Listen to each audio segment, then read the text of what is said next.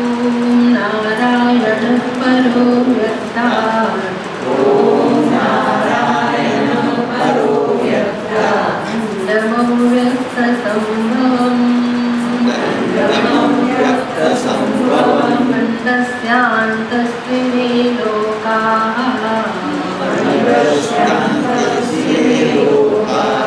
सप्तद्वीपा च मेदिनी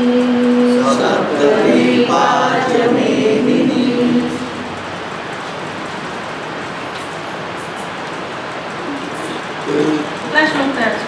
31 શ્લોક થયા છે. 32મો પણ થઈ ગયો છે.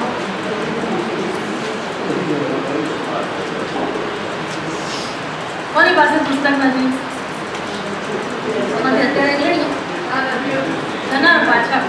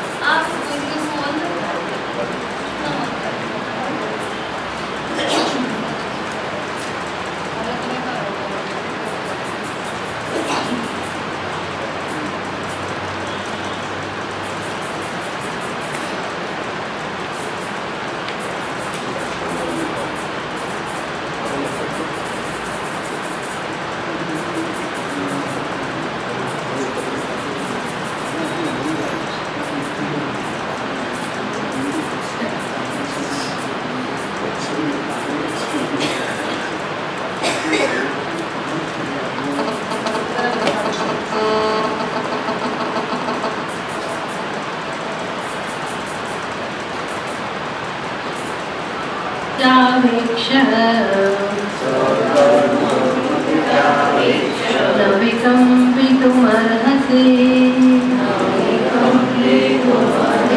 धर्म्याद्धियुद्धाश्रयोऽन्यतः क्षत्रियस्य न विद्यते यदृच्छया चोपपन्नम् स्वर्गद्वारमपावृतम् सुखिनः क्षत्रियाः पार्थ लभन्ते युद्धमीदृशम्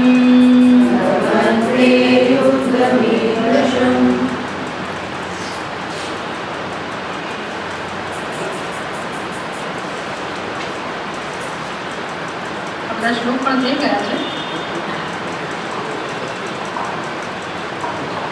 આપણે ગયા વખતે ચર્ચા કરી હતી કે ભગવાન અર્જુનને જે રીતે અર્જુન સમજી શકે એવી રીતે ઉપદેશ આપે છે.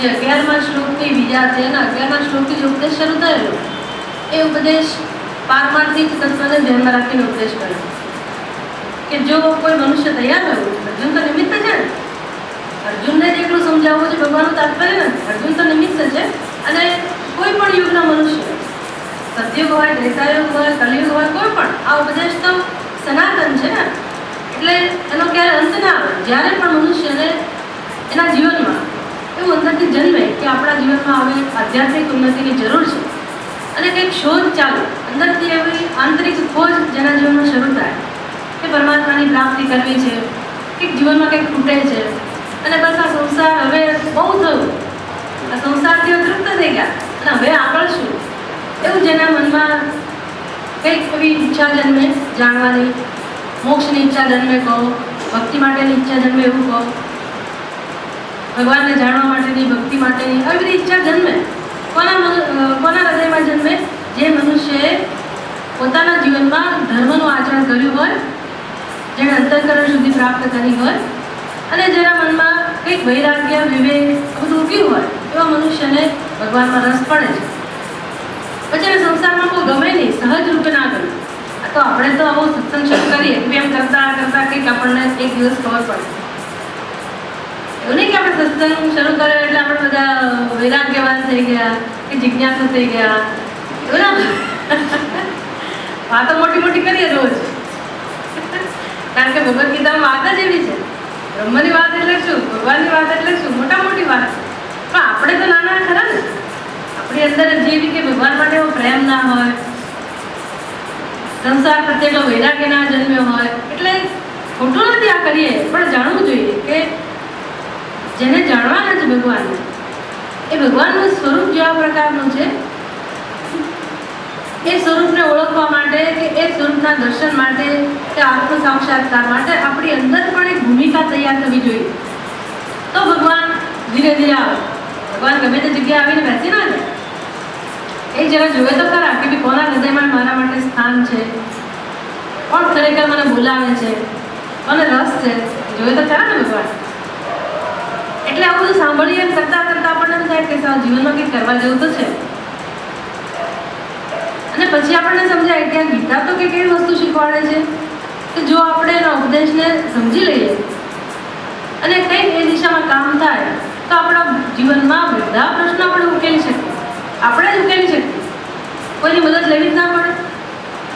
જે આપણે પરવશતા ભોગવીએ છીએ આપણા જીવનમાં, એ પરવશતા ધીરે ધીરે દૂર થાય. આવું આપણને સમજ આવે. જેમને ઉપદેશ આપણે સાંભળતા જઈએ, સમજતા જઈએ ભગવાનનો ઉપદેશ, આપણને ખબર પડે કે જીવનમાં તો બહુ જાણવાનું છે. તો શું કામ ના જાણીએ?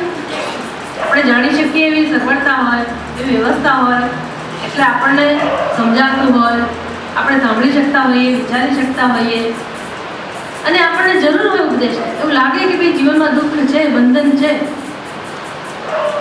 અને બંધનમાંથી છૂટવા માટે આપણા પ્રયાસો પર્યાપ્ત નથી રહેતા અને બીજાની મદદ ક્યાં સુધી લેવી, એવું પણ માણસને થાય ને. જો આપણે આપણી જાતે આપણો ઉદ્ધાર કરીએ, લોકો પાસે જેવી ક્યાં સુધી અપેક્ષા રાખીએ?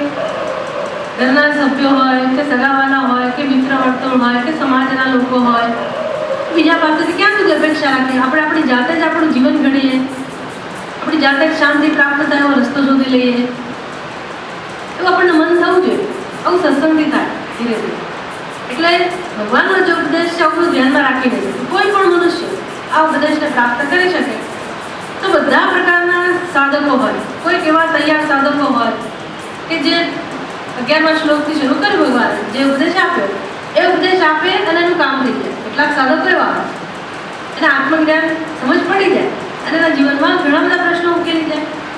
કેટલાક સાધકો એવા હોય કે હજી એ સ્તર સુધી ના પહોંચ્યા હોય, એટલે ઉપદેશ સાંભળે ખરા પણ એ બિચારા સ્વીકારી ના સમજી શકે, પણ એ સ્વીકારી ના શકે. એમની જે અંદર મગજમાં, એની બુદ્ધિમાં, મનમાં જે સંસ્કારો હોય, જીવન જીવવા માટેની જે પદ્ધતિ હોય, એમાં જલ્દી ફેરફાર ના આવે. પોતાના ખ્યાલોમાં, પોતાના વિચારોમાં, પોતાના સ્વભાવમાં, સંસ્કારોમાં આ બધામાં બહુ જલ્દી પરિવર્તન ના આવે, વાર લાગે. કેટલાક સાધકો એવા હોય, દરેક પ્રકારના સાધકો હોય. એટલે ભગવાન જ્યારે ઉપદેશ આપે ત્યારે બધા સાધકોને ધ્યાનમાં રાખીને ઉપદેશ આપે કે ભાઈ જે તૈયાર હોય એ સાધકનું કામ જલ્દી પતી જાય. કેટલાક સાધકોને વાર લાગેલી હોય તો ભગવાન એવી રીતે સમજાવે કે એ સાધક પણ આગળ વધે. આમ બધાને ગીતા પાસેથી લાભ મળવો જોઈએ. ભગવાન એવું ઈચ્છે કે દરેક પ્રકારનો સાધક ગીતા પાસેથી લાભ લે અને એના જીવનમાં એનું ભલું થાય, એનું કલ્યાણ થાય એવા પ્રકારનો ઉપદેશ હોવો જોઈએ. અર્જુન તો એક જ છે, એટલે અર્જુનને એકને નિમિત્ત બનાવ્યા, પણ ભગવાનની દ્રષ્ટિમાં અનેક સ્તરના સાધકો રહેલા છે. જ્યારે જેને ઉપયોગી થાય અને એ ઉપદેશ સાંભળે અને એના જીવનમાં એનું ભલું થાય તો ભગવાન વિચારે. એટલે જુઓ, અર્જુન એવું લાગ્યું છે ભગવાનને કે અર્જુનનું કામ થયું નથી, પારમાર્થિક તત્વનો ઉપદેશ કર્યો, આત્માનું સ્વરૂપ સમજાવ્યું, પણ હજી અર્જુનના ચહેરા ઉપર એટલું જ દુઃખ હોવું જોઈએ.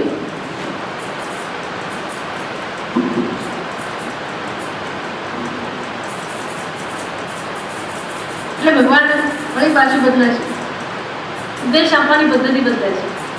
એટલે વ્યવહારિક સ્તર ઉપર અર્જુન જે સમજી શકે ને એ સ્તર સુધી ભગવાન આવે અને પછી સમજાવે. કદાચ અર્જુનનું કામ થઈ જાય.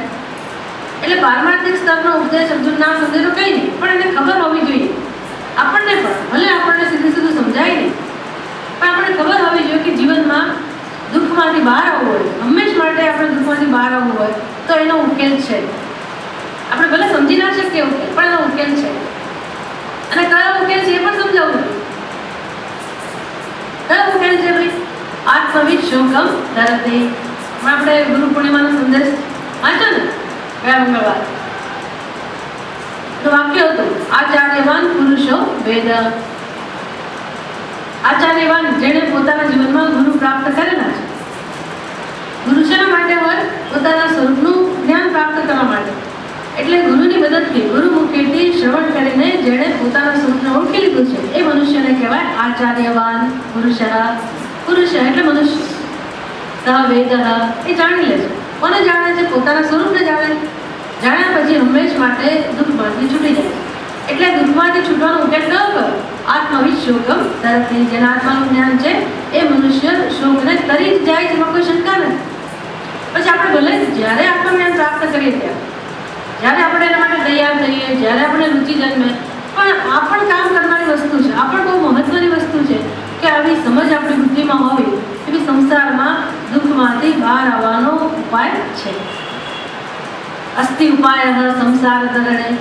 સંસારને તરી જવા માટેનો ઉપાય છે. એટલે આપણે સાવ નિરાશ ના થઈ ગઈ કે ભાઈ જીવનમાં દુઃખ જ છે એવું કે માની લેવાની જરૂર નથી. અત્યારે આપણને સમય ના હોય, ત્યારે રસ ના હોય, એવું બધું બને. પણ જ્યારે રસ જન્મે ત્યારે તરત આપણને યાદ આવે કે દુઃખમાંથી બહાર આવવાનો ઉપાય છે એવું ભગવદ્ ગીતામાં કહેલું છે. એટલે પારમાર્થિક ઉપાય તો એક જ છે, આત્મવિદ શોકમ તરફથી. આત્માનું જ્ઞાન પ્રાપ્ત કરે એ દુઃખમાંથી થઈ જાય. પણ માની લો કે આત્મજ્ઞાન પ્રાપ્ત કરવા માટેની હજી આપણી ભૂમિકા ના હોય, આપણે એના માટે તૈયાર ના હોઈએ, તો શું આપણે દુઃખી જ રહેવાનું? ભગવાન કહે છે એવી જરૂર નથી. માણસ કોઈ પણ સ્તરે, એનું જે પણ સ્તર હોય, આંતરિક સ્થિતિ એની જે પ્રકારની હોય અને વ્યવહારમાં પણ બહારથી પણ ભગવાને એને જે પ્રકારનું પ્રારબ્ધ આપ્યું હોય, જે પ્રકારનું એને કામકાજ કરવાનું હોય ઘરમાં કે વ્યવહારમાં, ત્યાં રહીને પણ માણસ સુખી થઈ શકે. એના ઉપાય બતાવે. સ્વધર્મમપી ચાવેક્ષ્ય ન વિકમ્પિતુમ અર્હસિ ધર્મ્યાર્થ યુદ્ધાર્થ શ્રેયઃ અન્યત ક્ષત્રિયસ્ય ન વિદ્યતે. ભગવાન કહે છે કે મનુષ્ય પોતાનો જે સ્વધર્મ છે એમાં રસ દાખવે, એમાં રુચિ હોય અને પોતાના સમય, શક્તિ, સૂઝ આ બધાનો ઉપયોગ કરીને સ્વધર્મનું પાલન પ્રેમપૂર્વક કરે, નિષ્ઠાથી કરે. ગમે તેટલી મુશ્કેલી હોય, ગમે તેટલી પ્રતિકૂળતા હોય, પણ તમારા સ્વધર્મને તમે ના છોડો તો પછી સુખનો અનુભવ શક્ય છે. તો સુખની અપેક્ષા છે, નહીંતર દુઃખ તો છે જ. ધર્મનું પાલન ન કરો તોય દુઃખ છે, અને ધર્મનું પાલન કરો તો પણ દુઃખ તો છે. શરૂઆતમાં સંઘર્ષ તો બધે જ છે, પણ આ સંઘર્ષ કેવો છે? આપણને ધીરે ધીરે બંધનમાંથી છોડાવનારો. પહેલો સંઘર્ષ કેવો છે? તો કે વધુ ને વધુ બંધન ઉત્પન્ન થાય. એટલે ધર્મ સિવાય તો આગળ આવવાનો કોઈ ઉપાય છે જ. ધર્મનું આચરણ કરતાં કરતાં મનુષ્ય પોતાના વ્યક્તિત્વનું ઘડતર કરી શકે. આ બધી સમજ આપણે 32મા શ્લોકમાં પ્રાપ્ત કરી. એટલે હવે ભગવાન જે અર્જુનને સમજાવે છે ને, જરાક કડક ભાષામાં સમજાવે છે. કારણ કે આપણી જે વ્યવહારમાં નીતિ હોય છે ને, શમ દમ, પછી ના શમ દમ, શામ દામ દંડ અને વેદ, આવી નીતિ છે આપણી. એટલે ન સમજે માણસ તો પછી દંડ પણ વાપરવો પડે, યુક્તિ પણ વાપરવી પડે. બહુ બધા ઉપાય આપણે બાળકોને સમજાવવા હોય તો નથી વાપરતા બધા ઉપાયો. એવા ઉપાયો ભગવાન પણ આપણી પાસે વાપરે. એટલે અર્જુનને હવે કેવી રીતે તૈયાર કરવો, પોતાનું કર્તવ્ય કર્મ કરવા માટે કેવી રીતે તૈયાર કરવો, એટલે ભગવાન જુદી જુદી રીતે આ વસ્તુ સમજાવે છે. પહેલા કહ્યું યદૃચ્છયા ચ ઉપપન્નમ સ્વર્ગ દ્વારમ અપાવૃતમ. અર્જુન, તારી સામે અત્યારે જે આ યુદ્ધ રૂપી કર્તવ્ય છે એ કર્તવ્ય કેવું છે? સ્વર્ગ દ્વારમ અપાવૃતમ. અર્જુન, તને ખબર છે કે આ કર્મ કરવાથી તને શું ફળ મળશે? તું તો ખાલી અત્યારે પ્રત્યક્ષ જ જોવે છે કે યુદ્ધ કરીશ તો આ સ્વજનોનું મૃત્યુ થશે અને હું એ બધાનો હત્યારો થઈશ, બસ માટે યુદ્ધ નથી કરવું. પણ ખરેખર તો વિવેક તું કરીશ તો સમજાશે કે સ્વજનો નથી, સ્વજનો છે ખરા, પણ યુદ્ધના મેદાનમાં જ્યારે કોઈ લડવા આવે ત્યારે સ્વજન કહેવાય. જ્યારે સામા પક્ષમાં હોય અને ગમે તેટલા તારા સ્નેહી હોય પણ એ લડવા જ આવ્યા હોય અને એ તને માફ કરવા તૈયાર ના હોય, એ તારી સામે યુદ્ધ જ કરવાના હોય તો એને સ્વજન કહેવાય. ભગવાન એને સમજાવે પછી એને સ્વજન ના કહેવાય. અને પાછા એ કોના પક્ષમાં છે? ધર્મના પક્ષમાં કે અધર્મના પક્ષમાં? અર્જુન કોના પક્ષમાં છે? કૃષ્ણ ભગવાનના પક્ષમાં છે, ધર્મના પક્ષમાં છે. અને સામે જે પક્ષ છે કયો છે નક્કી થઈ ગયો. પછી સામે જે પણ હોય એ કોના પક્ષમાં છે નક્કી થઈ ગયું? અધર્મના પક્ષ. અને તું કોણ છે? ક્ષત્રિય. ક્ષત્રિયનું કર્તવ્ય છે યુદ્ધના મેદાનમાં આવવું પડે તો એ પણ કરવાનું, યુદ્ધ પણ કરવાનું. અને પોતાને કદાચ મરી જવું પડે, પોતાનું મૃત્યુ, પોતાનું સમર્પણ આપવું પડે તો એ આપીને પણ એની ફરજ કઈ છે? ધર્મની રક્ષા કરવી. કારણ કે ભગવાનનું કામ છે એમાં સહાયભૂત થવું. એટલે યુદ્ધનો નિયમ તો એવું કહે છે કે ક્ષત્રિય માટે આવો કાયદો છે કે જો યુદ્ધની અંદર, રણ મેદાનની અંદર યુદ્ધ કરતા કરતા ક્ષત્રિય મૃત્યુ પામે તો પછી સીધો જ સ્વર્ગમાં જાય. આમાં કોઈ શંકાને સ્થાન નથી. આવો નિયમ જ છે શાસ્ત્રનો કે ક્ષત્રિય યુદ્ધના મેદાનમાં ધર્મની રક્ષા માટે યુદ્ધ કરતો હોય તો પછી એ જો મૃત્યુ પામે તો સીધો સ્વર્ગમાં જ જાય. તમને ખબર છે ને કે માણસે સ્વર્ગમાં જવા માટે કેટલું પુણ્ય જોઈએ? આપણો મત ના કે સ્વર્ગમાં જવા માટે. સ્વર્ગમાં જવા માટે તો બહુ બધી તપશ્ચર્યા, કેટલા યજ્ઞ યાગાદી બધું બહુ જ જોઈએ, બહુ પુણ્ય જોઈએ. અને સ્વર્ગ એટલે શું તો આપણને ખબર જ નથી. આપણે તો જરાતા લઈને ઓસ્ટ્રેલિયાનું કે સ્વિટ્ઝરલેન્ડનું કેવા આમ તેમ ફરી આવ્યા અને માનીએ કે અમે બસ સરસ સરસ જોઈ લીધું. પણ સ્વર્ગનું સુખ એટલે તો એ તમે જ્યારે એનું વિસ્તારથી વર્ણન વાંચો ને ત્યારે એમ થાય કહો આ તો જવા જેવું તો ખરું. કોઈ વૃદ્ધાવસ્થા જ નહીં, કોઈ દુઃખ જ નહીં, કોઈ શોક જ નહીં, કોઈ ચિંતા જ નહીં. આપણું જીવન તો બહુ તુચ્છ છે એની પાસે, સ્વર્ગની પાસે. એ તો આપણે જવાના નથી, જઈ શકીએ એમ નથી, એટલે આપણે ચિંતા ના કરીએ, જુદી વાત છે. પણ સ્વર્ગનું સુખ એટલે બહુ બધું ત્યાં આગળ આનંદ રહેલો છે, બહુ બધો આનંદ છે. બધા દેવતાઓનું એટલે તમે જ્યારે કોઈ ઉત્તમ કક્ષાનું સંગીત સાંભળતા હો કે ઉત્તમ કોઈ કલાકારીગરી પેલી ચિત્ર છે એ બધી જ્યારે જોતા હો કારીગરી, તમે કેવા અભિભૂત થઈ જાઓ કે કેટલો સરસ ગાય છે આ માણસ, કેવી સરસ કળા છે. તો આવી કળા કોની અંદર હોય? જેણે ગંધર્વ ઉપાધિ પ્રાપ્ત કરી હોય એની અંદર. એનાથી ચડિયાતી કોટી એટલે દેવી દેવતાઓ એમ તો પૂછવું જ છું. એની પાસે કેવા પ્રકારની સિદ્ધિઓ હોય, કેવું સાત્વિક અંતઃકરણ હોય અને કેટલું દેવત્વ રહેલું હોય. એટલે આ બધું સ્વર્ગમાં જ છે. સ્વર્ગમાં આપણે જઈએ તો આપણે એમાં બની આપણે બધું મળે માણસ. એટલે આપણને એમ કે ના ભાઈ અમને તો સ્વર્ગ માટે બહુ વૈરાગ્ય છે, એ તો વાત જ છે. તમને અમેરિકા કોઈ બોલાવે કેવું સારું લાગે? સારી સારી જગ્યાએ ફરવા લઈ જાય તો કેવો તરત આપણે દોડી જઈએ. અહીંયા લગ્નમાં જવાનું તો ક્લાસ ક્યાં યાદ આવે? એટલે ખબર પડી જાય કે કેટલો વૈરાગ્ય છે આપણી અંદર. એ બધી વસ્તુ આમ જરાક જાગ જમાડો તો ગમે ને. તો સ્વર્ગ તો એની સરખામણીમાં કેટલું બધું ઉત્તમ પ્રકારનું સુખ આપનાર. એના પ્રત્યે વૈરાગ્ય જન્મવો તો બહુ અઘરો છે. અને જો આટલું બધું પુણ્ય કર્યા પછી ત્યાં જવા મળતું હોય તો આ ક્ષત્રિય માટે તો કોઈ પુણ્ય કર્યું હોય કે ના કર્યું હોય એના સ્વધર્મનું આચરણ કરતા કરતા સીધું જ સ્થાન એને સ્વર્ગમાં મળી જાય. એટલે અર્જુનને સમજાવે ભગવાન કે તને ખબર છે અર્જુન, આ ક્ષત્રિયો તો સ્વર્ગમાં જવા માટે ઈચ્છે અને યુદ્ધના પરિણામે તને તો સહજ રૂપે સ્વર્ગ દ્વારા અપાવૃતમ યદૃચ્છયા કુદરતી રીતે જ પ્રાપ્ત થયું. પરમાત્માની કૃપાથી તને સહજ રૂપે જ આવું સદભાગ્ય પ્રાપ્ત થયું. સુખીનઃ ક્ષત્રિયા પાર્થ લભંતે યુદ્ધમ ઈદૃશા. એ અર્જુન સુખી ક્ષત્રિય હોય એ જ આવી તક મેળવે, એને જ આવું કર્તવ્ય પ્રાપ્ત થાય. તો આ તો અર્જુનને લાગુ પડે, આપણને આ રીતે લાગુ પડે કે આપણા માટે કર્તવ્ય તો હોય એટલે આપણે સ્વર્ગમાં જઈએ કે ના જઈએ. આપણે યુદ્ધ નથી કરવાનું, પણ આપણા ઘરમાં કે આપણી જે પ્રકારની વ્યવહારમાં આપણી સ્થિતિ હોય એને અનુરૂપ આપણા કર્તવ્ય તો હોય કે ના હોય.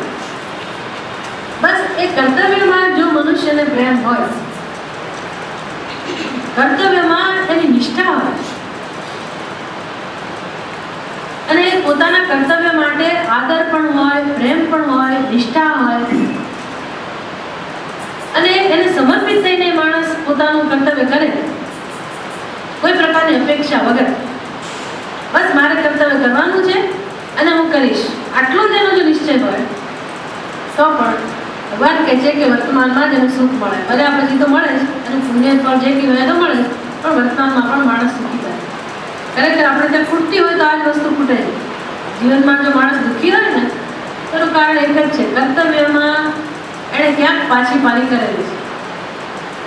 બાકી કર્તવ્યમાં જેની નિષ્ઠા હોય એ માણસ ક્યારેય ફળની બહુ ચિંતા ના કરે. પ્રતિકૂળતા આવે તો પ્રતિકૂળતા, નિષ્ફળતા તો નિષ્ફળતા, અનાગર તો અનાગર, તિરસ્કાર તો તિરસ્કાર, જે પ્રકારનું જીવનમાં ફળ મળે પણ એને કર્તવ્યમાંથી જેટલો આનંદ હોય, સંતોષ કે મેં મારું કામ કર્યું છે. ઘણી બધી ગૃહિણીઓ એવી હોય છે, ઘણા બધા સજ્જનો એવા હોય, ઓફિસમાં, ઘરમાં, પિતા તરીકે, ભાઈ તરીકે, મોટા ભાઈ તરીકે, મિત્ર તરીકે, એવો સરસ એનો વ્યવહાર હોય અને એનાથી એને સંતોષ હોય. પછી સામેથી એને બદલો મળ્યો કે ના મળ્યો, લોકોએ કદર કરી કે ના કરી, એની બહુ આવા થઈ કે ના થઈ, પણ પોતે કર્યું, પોતાની ફરજ બજાવી, એનાથી જ એના આનંદ હોય. આ આનંદ એ ઈશ્વરની કૃપા છે. પ્રતિકૂળતા હોય અને આનંદ હોય, એ આનંદ ક્યાંથી આવ્યો? અંદરથી. શેને કારણે આવ્યો? કે મેં ક્યાંય જીવનમાં પાછી પાની નથી કરી, મારું કર્તવ્ય મેં તો બજાવ્યું છે, બસ એનો સંતોષ છે. એને કારણે માણસ ટકી શકે. એ આંતરિક બળ છે અને જીવનમાં કોઈ પણ પ્રતિકૂળતાનો સામનો કરવા માટે બહુ જ મહત્વનું આ બળ છે. એક તો પોતાનો સ્વીકાર થાય, પોતાના માટે આદર જન્મે, પોતાના માટે પ્રેમ જન્મે, પ્રેમ કરતાં કરતાં માણસ પોતાના જીવનમાં આગળ વધે, આધ્યાત્મિક ઉન્નતિ થાય. એવું આ કર્તવ્યનું ફળ છે. હવે કર્તવ્ય ના કર્યું હોય પછી તમે અધ્યાત્મમાં જાઓ, મારે મોક્ષ મેળવવો છે, મારે ભગવાન મેળવવા છે, ના મળે એવું નહીં, પણ આ બધું ગણતરીમાં લેવાય. હા, કર્તવ્ય આપણે ચૂકી ગયા હોઈએ અને કર્તવ્યમાં રસ ના હોય અને પછી તમે એમ કહો કે ભગવાન મારી સામે જોતો જ નથી અને દુઃખનો અંત આવતો જ નથી, તમે એકલો ભગવાનનો દોષ ના હોય, ભગવાનનો તો આમે દોષ ના હોય. માની લો કે આપણે એવું માનતા હોઈએ કે ભગવાને મને હજી સુધી કંઈ આપ્યું જ નહીં, પણ ખરેખર તો કઈ વસ્તુ એમાં કારણભૂત હોય છે? આપણે પોતે આપણા ધર્મને ચૂકી ગયા હોય છે. એટલે પહેલું પગથિયું આ છે, કર્તવ્યનું પાલન. ભગવાન કહે છે, અર્જુન, આ કર્તવ્યના પાલનથી પણ તારા જીવનમાં સુખ આવશે. હવે માની લો કે હજી અર્જુન ના સાંભળો, પ્રેમથી સમજાવો, અનેક રીતે સમજાવો, હજી અર્જુન ના માને તો હવે ભગવાન એને બીજી દ્રષ્ટિથી વિચારવાનું કહે, બીજું પાસું પણ બતાવે છે. તો 33મા શ્લોકમાં આ બધાનું ભાષ્ય થઈ ગયું એટલે આપણે ભાષ્ય નથી વાંચતા. 33મા શ્લોકથી એનું ભાષ્ય શરૂ કરશે. એવમ કર્તવ્યતા પ્રાપ્તમ અપી. હવે ભગવાન એની ભાષા બદલે છે. ભગવાન કહે છે, એવમ અર્જુન, આ પ્રકારે કર્તવ્યતા પ્રાપ્તમ અપી, કર્તવ્યતા પ્રાપ્ત થવા છતાં પણ, એટલે આ તારું કર્તવ્ય છે અને તારે કરવું જોઈએ.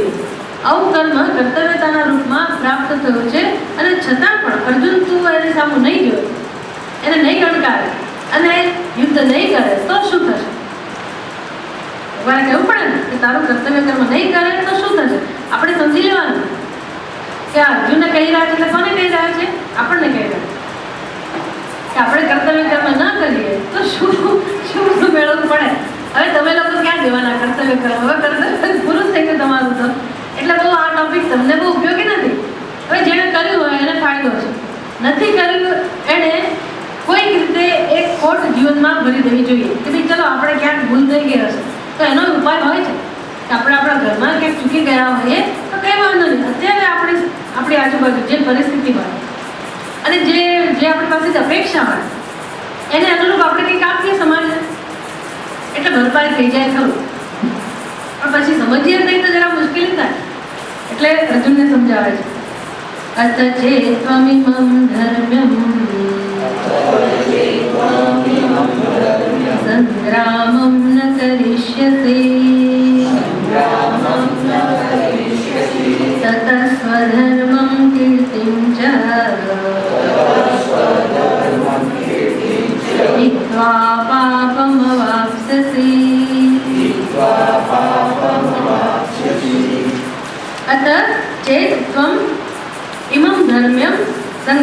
ન કરિષ્યસી અત એટલે હવે આટલું ગયા પછી ભગવાન કહે છે હવે અર્જુન જો તમ એટલે તું ઇમમ ધર્મ્યમ સંગ્રામમ ન કરિષ્યસી.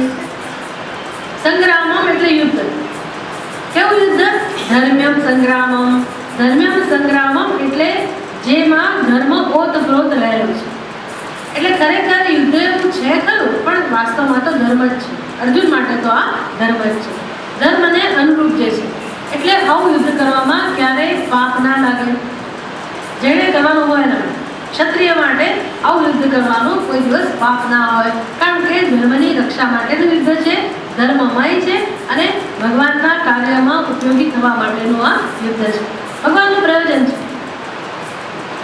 તો ધારો કે તું આવું યુદ્ધ નહીં કરે તો શું થશે? તતઃ તો પછી સ્વધર્મમ હિત્વા, એક તો શું થશે તારાથી? સ્વધર્મનું અહિત થશે, સ્વધર્મ ચૂકી જશે. સ્વધર્મ હિત્વા એટલે તારો પોતાનો ધર્મ છે એ ધર્મ તું ચૂકી જઈશ. બીજું શું થશે? કીર્તિમ અપી ચ હિત્વા, કીર્તિ પણ જતી રહેશે. સ્વધર્મ ગુમાવીશ અને કીર્તિ પણ ગુમાવીશ. કીર્તિ કોને પ્રિય ના હોય? કીર્તિ માટે તો માણસ મરી જાય. બહુ ઘણા બધાને કીર્તિ સ્વાભાવિક છે. કીર્તિ એટલે લોકેશન. લોકોમાં કેમ આપણે પ્રિય બનવું, લોકો કેમ આપણી વાહ કરે, કીર્તિ છે. કીર્તિ કોને ના કરે? માણસની જરૂરિયાત છે, હંમેશ માટેની જરૂરિયાત નથી. અજ્ઞાનને કારણે આ જરૂરિયાત છે, પણ મહત્વની જરૂરિયાત છે. એમાંથી ઉપર ઉઠવાનું છે, પણ ક્ષત્રિયો માટે કીર્તિ બહુ મહત્વની વસ્તુ છે. એટલે ભગવાન કહે છે આ કીર્તિ તને જે પ્રાપ્ત થાય યુદ્ધને પરિણામે, એ કીર્તિ પણ જશે. સ્વધર્મ, કીર્તિ તો ગઈ, પણ સ્વધર્મ જે ગુમાવીશ તો એનું ફળ બહુ ખરાબ આવશે. સ્વધર્મ છોડીને તારે દુઃખી થવાનો વારો આવશે. પાપમ અવાપ્સ્યસી, પાપ લાગશે તને. પાપ લાગે એટલે કે આપણે ખૂન કરીએ, ચોરી ચપાટી, એવું પાપ નહીં. પાપ એટલે દુઃખ. અહીંયા આગળ પાપનો અર્થ શું કરવાનો? જીવનમાં દુઃખ. એટલે અનેક પ્રકારના દુઃખ હોય, બહુ બધા દુઃખ હોય આપણા જીવનમાં. રોગનું દુઃખ હોય, અપમાનનું દુઃખ હોય, ધનનું દુઃખ હોય, ઘણા પ્રકારના દુઃખ હોય. ઘણી બધી સંતાપ હોય, શોક હોય, ચિંતા હોય, ઈર્ષ્યા હોય, બધું બહુ હોય. જે વસ્તુ આપણા અંતઃકરણમાં અશાંતિનો અનુભવ કરાવે, સંતાપનો અનુભવ કરાવે, એને કહેવાય પાપ. બાકી પાપની બહુ મોટી વ્યાખ્યા નહીં. એમાં કોઈ એની ચિંતા નહીં કરવાની કે આપણે પાપ કરેલું છે કે નથી કરે. પાપી કે પુણ્યશાળી. પુણ્ય એટલે સુખ અને પાપ એટલે દુઃખ. જે પ્રકારનું દુઃખ હોય આપણા જીવનમાં દુઃખ હોય તો સમજવું કે એ કોઈ અધર્મનું ફળ છે. કયો અધર્મ? આપણને લાગે કે આ જન્મમાં તો આપણે કંઈ અધર્મનું આચરણ કર્યું નથી, બહુ સાવધાન રહ્યા છે, પણ દુઃખ છે એનો અર્થ કે આપણા કરેલા કર્મનું જ ફળ છે. અત્યારે નહીં તો ભૂતકાળમાં. ભૂતકાળમાં આપણે જઈ ના શકીએ, ભૂતકાળમાં પરિવર્તન લાવી ના શકીએ. એનો અર્થ કે કર્મફળમાં કોઈ પરિવર્તન ના આવી શકે. એટલે કર્મફળ તો ભોગવે છૂટકો, એમાં કોઈ શંકા નહીં. કર્મફળ તો ભોગવે છૂટકો. પાપ હોય તો પાપ અને પુણ્ય હોય તો પુણ્ય, સુખ હોય તો સુખ, દુઃખ હોય તો દુઃખ. એમાંથી પસાર થયા વગર બીજો કોઈ રસ્તો છે નહીં. પણ વર્તમાન તો મહત્વનો ખરો કે નહીં? ભૂતકાળ આપણે ના બદલી શકીએ, વર્તમાન તો બદલી શકીએ. વર્તમાનમાં તો ફેરફાર કરી શકીએ. ત્યારે કયો ફેરફાર પહેલો જરૂરી છે? આપણા દુઃખ માટે બીજાને જવાબદાર ના કરવા. જેટલું વહેલું સમજાય એટલું સારું. નહીંતર સંસાર ચાલ્યા જ કરશે. હું આને કારણે દુઃખી છું એટલે હું એનો બદલો લઉં, એ પાછો આપણો બદલો લે, આપણે વળી એનો બદલો લઈએ, એમ ચાલ્યા જ કરે પરંપરા. એટલે આપણે આપણો ઉદ્ધાર કરવો હોય તો આ બધી વસ્તુઓ બહુ ઝડપથી આપણને સમજાઈ જવી જોઈએ કે આપણા દુઃખ માટે આપણા જ પૂર્વના કર્મો જવાબદાર છે. અત્યારે આપણે જવાબદાર નથી, પૂર્વના કોઈ કર્મો જવાબદાર છે. તો હવે ભવિષ્ય મારે સુધારવું હોય, ભવિષ્યમાં સુખી થવું હોય તો વર્તમાનમાં મારા કર્મો પ્રત્યે હું સાવધાની રાખું. કેવી રીતે સાવધાની રાખું? બસ આ એક જ નિયમ, આપણું જે કર્તવ્ય હોય એમાં આપણે પ્રેમપૂર્વક પાલન કરવું. અને બીજા જે કર્મો છે એ કર્મો એની ચકાસણી કરવી કે ભાઈ આ કર્મો ધર્મને અનુરૂપ છે કે કેમ, એમાં ધ્યાન રાખવું. એટલે કાયિક સ્તરે, વાચિક સ્તરે અને માનસિક સ્તરે, કાયાના સ્તરે, વાણીના સ્તરે અને મનના સ્તરે, 3 સ્તરે આપણાથી કર્મો થાય. અને 3 સ્તરે આપણે પાપનું આચરણ કરી બેસતા હોય. પાપનું આચરણ એટલે પરપીડનમ પાપમ. પાપની વ્યાખ્યા આટલી છે, બીજાને પીડા પહોંચાડવી, દુઃખ પહોંચાડવું એનું નામ છે પાપ. હવે હું કોઈને મારીને પણ પીડા પહોંચાડી શકું, કોઈક એવા શબ્દો બોલીને પીડા પહોંચાડી શકું, અથવા તો મનથી કોઈક એવા વિચારો કરીને પણ કોઈકનું બુરું ઈચ્છીને પણ બીજાનું અહિત કરી શકું. કોઈને ખબર ના પડે કે આપણે શું કરીએ છીએ, પણ કુદરતમાં આ બધું નોંધાય ખરું કે નહીં? આ બધું કંઈ જડ નથી. આપણી આજુબાજુ જે બધું આપણે અનુભવીએ છીએ, જે જગતની અંદર આપણે જીવીએ છીએ, આપણો વ્યવહાર કરીએ છીએ, અંદરની બહારની બધી જ વસ્તુઓ કેવી છે? સાક્ષાત પરમાત્મા છે, સાક્ષાત ઈશ્વર સૃષ્ટિ છે આ બધી.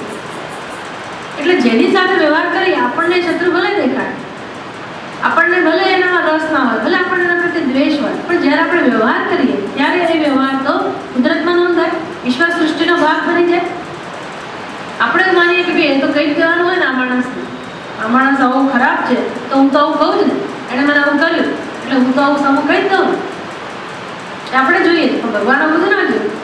કુદરત એક જ વસ્તુ જોવે, કોઈકના હૃદયમાં આપણે દુઃખ પહોંચાડ્યું એટલે લખાઈ ગયું, આપણા ખાતામાં લખાઈ ગયું. આવો નિયમ છે. અને આપણે તો એનાથી તદ્દન બેભાન અવસ્થા, બેખબર અવસ્થામાં જીવન જીવીએ. ખરેખર લોકો હવે જીવી જેવી વસ્તુઓ શીખી જાય ને તો પણ એના જીવનમાં બહુ ફેરફાર થઈ જાય. નાના નાનું કર્મ એક ધ્યાનમાં રાખે કે આ કર્મથી બીજાને શું દુઃખ પહોંચે. ઘણી વાર તો પેલી માતા પણ એના બાળક માટે એવી ક્રૂર બની જાય ને, ધડાધડ એને મારે, એને ગમે તેવું કહે, એને એમ કે બસ બાળકને આમ કહેવાય છે, અને ખબર નથી કે આવું આ શું કરે છે. એવું માને છે કે મારા બાળકને કહેવાનો મને હક છે. તમે સુધારા માટે કોઈ જુદી વાત છે, એને શિક્ષણ આપવા માટે કોઈ જુદી વાત છે, પણ શિક્ષણ આપવાની પણ રીત હોય. તમે અમુક તમારો અહંકાર સંતોષવા કે તમારી કુટેવને કારણે જો બાળક સાથે વ્યવહાર કરતા હો તો સૃષ્ટિમાં આ વસ્તુ નોંધાય. કારણ કે એ બાળક તમારું એકલાનું નથી, ભગવાનનું બાળક ખરું કે નહીં? એ જીવ પણ ખરો કે નહીં? એનું જગતમાં સ્થાન છે, અને એનો ઉછેર કરવા માટે તમને આ ભગવાન આપેલું છે. એની બદલે તમે તમારા હાથમાં કાયદો લઈ લો. માણસને ખબર નથી કે આ બધું પાપ જ છે. આવું નાનું નાનું બધું વધારે ના શીખીએ તો કંઈ નહીં. માણસ આટલું ઝીણું શીખે ને તો પણ એના જીવનમાં પાપનું આચરણ કરતો બચી જાય. બહુ દુઃખી માણસ એટલા માટે જ છે કે આવી સાવધાન નથી રાખતો. બધા પ્રકારની કુટિલતા કહો, બેજવાબદારી કહો, અજ્ઞાન કહો, એને કારણે ગમે તેવો વ્યવહાર કરી અને પોતાનું જીવન જીવે, અને પછી જ્યારે બધી બાજુ દુઃખ આવે, ચારે બાજુથી ઘેરાઈ જાય, ત્યારે એટલો નાસીપાસ થઈ જાય કે ક્યાં જવું. અને પછી ભગવાનના શરણે જાય, બધા બહુ પૂજા પાઠ કરે, બહુ કરે, પણ કશું લેખે ના લાગે. કેમ તમે આટલા વર્ષોથી એમ કે પૂજા પાઠ કરી, ભગવાન સાંભળતો જ નથી. બધું નહીં સમજવાને કારણે ભગવાનને સાંભળવાનો પ્રશ્ન જ નથી, પણ આપણે કેવું જીવન જીવ્યા છે, આપણે કેવો વ્યવહાર કર્યો છે, આપણે કશું બીજાનો વિચાર કર્યો જ નથી, તો પછી બધાનું ફળ પણ મળે કે ના મળે? આવું માણસ નથી. અને ગીતા બધું જ આ જ શીખવાડે છે. બ્રહ્મ જ્ઞાન તો બહુ પછીની વાત છે. પહેલું તો આપણો સવારથી સાંજનો રોજનો વ્યવહાર, ઘરમાં કે ઘરની બહાર કેવા પ્રકારનો છે એ જ એટલું બધું મહત્વનું છે. પછી બ્રહ્મ જ્ઞાનમાં બહુ વાર ના લાગે, પણ આ વસ્તુ ગીતા શીખવાડતી હોય, અને આ વસ્તુ ક્યાં કઈ ઉંમરમાં શીખવાની હોય, અને વિચાર મને કહો, આ વસ્તુ કઈ ઉંમરમાં શીખવાની હોય કે ભાઈ કર્મ કરતી વખતે આ બધું ધ્યાનમાં રાખવાનું. એ ક્યારે શીખવાનું હોય? કર્મ કરતા ત્યારથી જ હોય કે ના હોય? નાની ઉંમરમાં થયું કે નહીં? એની બદલે માણસ બધું પાર પડી જાય, એનો ગૃહસ્થ આશ્રમ પૂરો થઈ જાય, એના છોકરા પછી ગીતા એને ઉપયોગી થાય ખરી, પણ કોને ઉપયોગી થાય? જેણે અમુક ગૃહસ્થોએ પોતાનું જીવન સરસ રીતે જીવેલા છે, એને ઉપયોગી થાય. એને ના નથી, પણ આ બધું જે મહત્વનું હતું એ તો ગયું ને. આપણે કેટલું બધું જાણીને કેટલું સરસ જીવન જીવી શક્યા, તો ગયું ને. એટલે ખરેખર તો નાની જે વ્યક્તિ છે એ જેમ આપણું શીખે, પછી એના જીવનમાં પહેલેથી જ સાવધાની આવે. એટલે ગીતા તો એવું શીખવાડે કે ભાઈ કેમ તમારે લગ્ન કર્યા પછી તમારા બાળકોનો ઉછેર કેમ કરવો, એ પણ ગીતા શીખવાડે. ઘરના સભ્યો સાથે કેમ વ્યવહાર કરવો, એ પણ ગીતા શીખવાડે કે ના શીખવાડે? જે ભણેલા જેને ખબર છે કે ગીતા પાસેથી શું શીખવાનું આવે. આ જ બધું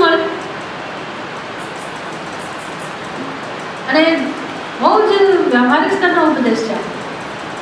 બહુ જ મહત્વનું પગથિયું છે કે દરેક કર્મમાં સાવધાની હોય. એટલે ભગવાન આવી વસ્તુ અર્જુનને સમજાવે છે. અર્જુન, તું આ યુદ્ધને નકામું ના ગણીશ, કંટાળાજનક કામ જેવું ના ગણીશ. કોઈ પણ કર્મ કંટાળાજનક હોઈ શકે નહીં. આપણને લાગે પણ કર્તવ્ય જે છે એ આપણું ભલું કરનારું છે અને એમાં રસ ઉત્પન્ન કરવો એ આપણી જવાબદારી છે. કોઈ પણ કામ આપણા ભાગે આવતું હોય એને રસપૂર્વક પાર પાડવું, પ્રેમથી પાર પાડવું અને આપણું ભલું થાય, બીજાનું ભલું થાય એવી રીતે પાર પાડવું એ આપણી જવાબદારી છે. વાશી 54માં પાનો પર અથ ચેત ઇમં ધર્મ્યમ ધર્માદ અનપેતમ સંગ્રામમ યુદ્ધમ ન કરિષ્યસि ચેત તતઃ તદ અકરણાદ સ્વધર્મમ કીર્તિં ચ મહાદેવાદી સમાગમઃ નિમિત્તાં हित्वा केवलं पापम् अवाप्स्यसि. अथ चेत् त्वम् इमं धर्म्यं संग्रामं न करिष्यसि. धर्म्यं संग्रामं शंकराचार्य કહે છે ધર્માત અનપેતમ, જે ધર્મથી અવિરુદ્ધ છે એવું યુદ્ધ ન કરિષ્યસि. માની લો કે તું નહીં કરે તો તદ અકરણાત, નહીં કરવાથી શું થાય? સ્વધર્મમ કીર્તિમ ચ, સ્વધર્મ અને કીર્તિ. કેવી કીર્તિ? મહાદેવાદી સમાગમ નિમિત્તામ. તમને ખબર છે ને કે અર્જુને આવી કીર્તિ પ્રાપ્ત કરેલી છે પોતાના જીવનમાં. મહાદેવની સાથે યુદ્ધ કરેલું છે અને એમની કૃપાથી એમણે અર્જુને પાશુપત અસ્ત્ર પણ મેળવેલું છે, સ્વર્ગમાં પણ ગયેલો છે, ઇન્દ્રનું અડધું સ્થાન એ પણ એને મેળવેલું છે. એટલે આ બધા અર્જુનના જે પરાક્રમો છે કે સિદ્ધિ છે એની તો કોઈ એનો આપણે તો સમજી જ ના શકીએ. કેટલી સ્વર્ગમાં જવું એટલે શું, જીવતા જીવ જવું એટલે શું, મર્યા પછી તો જાઓ બરાબર. તો એ આપણે ગયા કંઈ ખબર નથી. લોકો લખે કે ભાઈ સ્વર્ગસ્થ આત્મા એટલે માની લે કે સ્વર્ગમાં ગયા. ભગવાન જાણે ભૂત થયો કે નહીં આપણને ખબર નથી ક્યાં ક્યાં કરતા હોય છે. કારણ કે સ્વર્ગમાં ત્યાં હોય તો લક્ષણો જુદા હોય.